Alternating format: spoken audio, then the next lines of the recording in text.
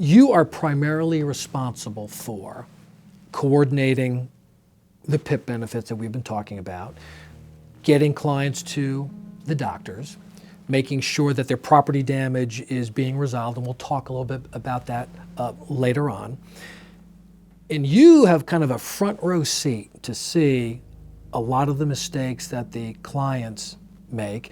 And of course, what happens is something that the client does very early in the case may have a serious impact later on in the case.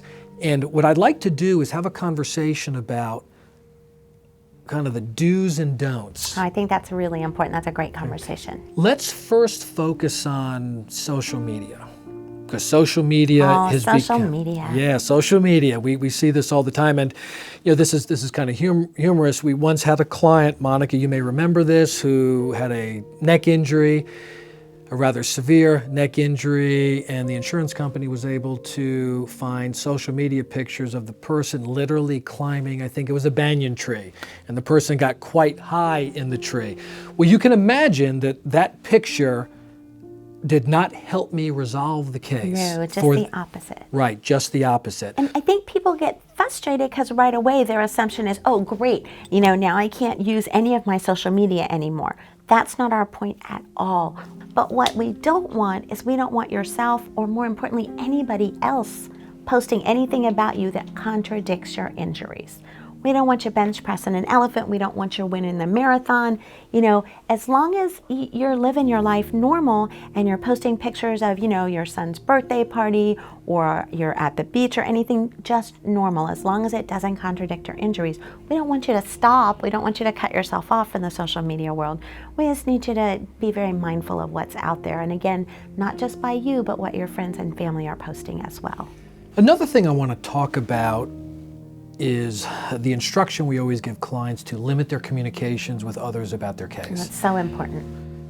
They should only be talking to someone from our office, me, you. They should only be talking to their medical doctors and maybe their spouse. That's about it, right? It is, and when you're talking to your medical doctors, only discuss the accident. Don't discuss your personal life and things outside of your accident injuries. From my perspective as the attorney, of course, who handles the litigation in the case, a problem that I see sometimes is people talking too much to their friends.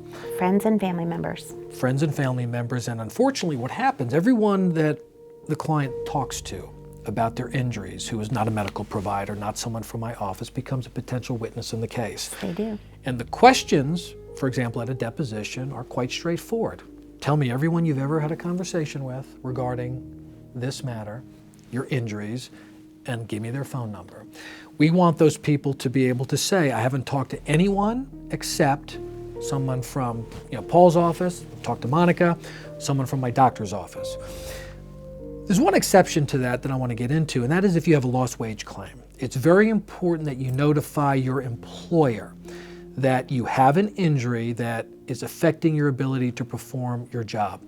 That's important because we're going to want to get the records from your employer in order to establish that the reason why you've missed work is because of your injuries and not some other reason. So for example, if you have a back problem as a result of a car accident, it's very important that when you call your employer to tell them that you're not going to be in, that you specifically tell your employer that you're not coming in because you have a back injury from a car accident, rather than say, well, I'm just sick, I'm not feeling well. Yeah, I'm just taking a personal day. Right. We want to make sure that those records reflect the reason why you're missing work, because it makes it a lot easier for us to document that the reason why you're off is not because you had the flu, not because your kids were sick, it was because you had an injury as a result of our accident and you couldn't go to work. And that might seem insignificant in the beginning.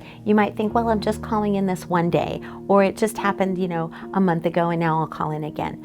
But what happens is time goes by and you forget why you called in and why you weren't there. And by telling your employer the reason and keeping a log for yourself when you call in and the reason, that will help you down the road when it comes settlement time. You know, when we're trying to track your lost wages, or if you need to be reimbursed for personal time that you used at work as a result of this accident, that all plays in. And, you know, as time goes by, we just forget why you weren't there or what the issue was that day. So that does two things. It supports it in your work records, and then it gives you an opportunity to track that later. So it's very helpful.